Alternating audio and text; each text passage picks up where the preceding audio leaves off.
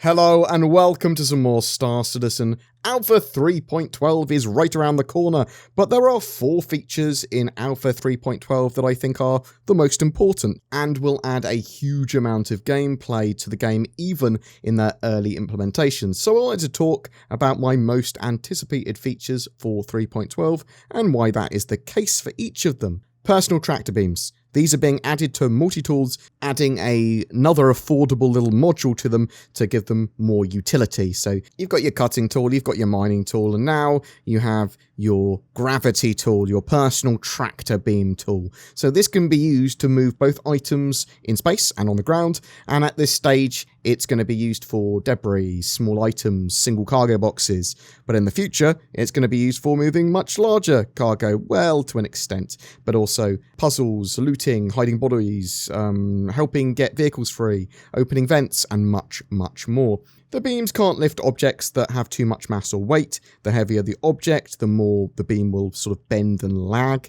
It's the next stage in getting tractor beams out for ships as well, which will be a little bit further out, admittedly, but the sheer amount of potential uses for these at even this stage are extensive.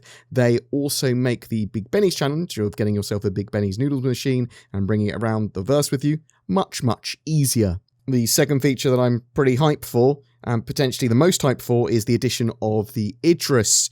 So it's a capital ship that we can fight in-game, and now it's got AI in hopefully a good enough state to be able to run and defend the ship, sort of protecting itself from torpedoes, and actually acting as more of a boss battle.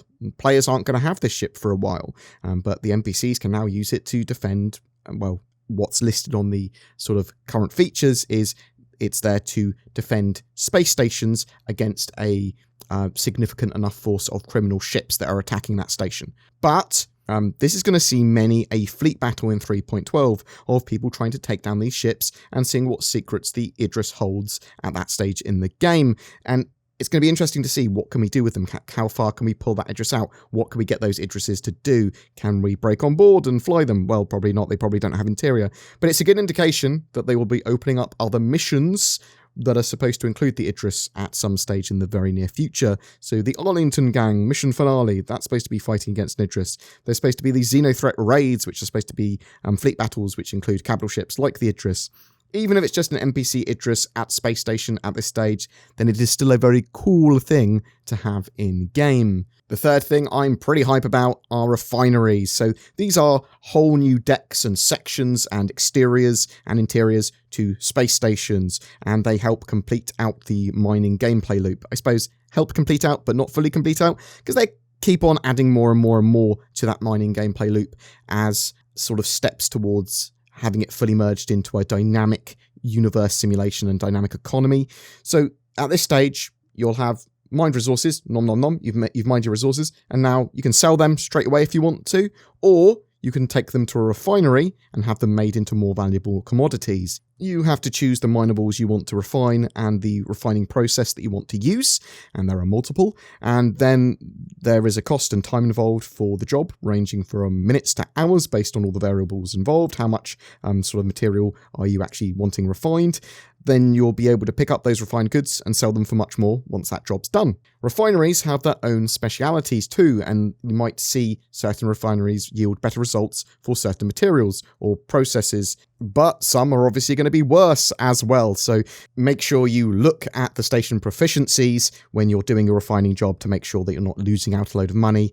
You could just go to another station, but that's going to have you moving around to different stations and choosing to mine certain things in certain areas over others, because it's going to be just in your best interests to do that for more efficiency, is the idea. One of the other major joys of this system is that jobs on the go, so you're refining stuff that's being refined, that you've paid for, that's going to take hours, that's going to keep on going even if you're offline, and even if you have a server crash, it seems. So that's a good thing. I want more persistence in game, and this is like steps towards that. It's also steps towards, as I said, the dynamic economy, the universe sim stuff. It's all massively important for the game, and I want manufactured goods in game, and this is an important part of that. These sort of items in the future are going to be used in processes that will go, well, when these factory nodes have all these sort of components and parts and refined goods, they make a engine or they make a shield generator or whatever,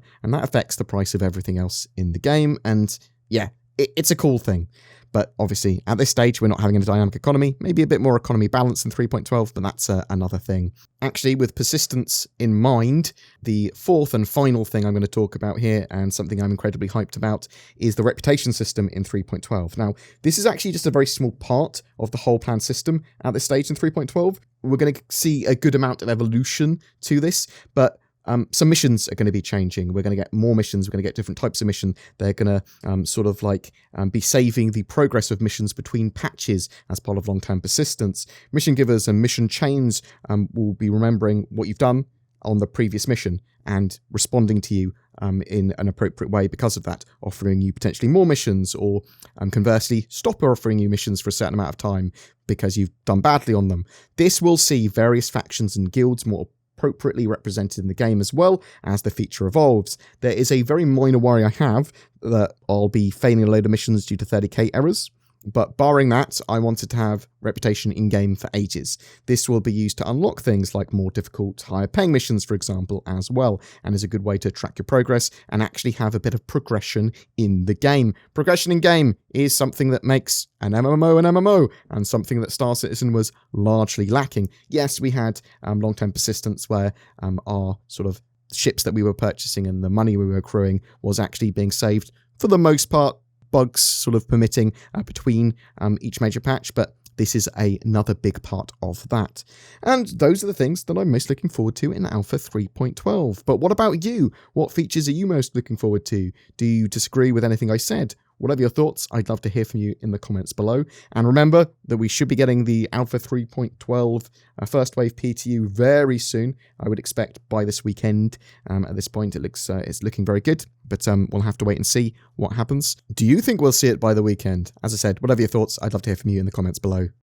Ho, ho, ho! Merry Shipmas! We're giving away a Mercury Star Runner in December because it's Christmas and we do it every month anyway. Zin, put a Mercury Star Runner in my hand, because that's what we're giving away, and put a hat on it, like a Christmas hat. There you go. That's animation for you, potentially. I just moved my hand around. So just comment on any one of my videos during the month of December to be in for a chance of winning that. Also, maybe give someone special the gift that keeps on giving. I'm talking, of course, about NordVPN. Links below. Also, don't forget Shadow. They do cloud-based gaming stuff, so you can get that as well. Thanks for watching, guys. Click the YouTube join button, like and subscribe, do all that sort of stuff. Thanks for supporting the channel. Merry Christmas. Oh, oh, oh. Mercury Star.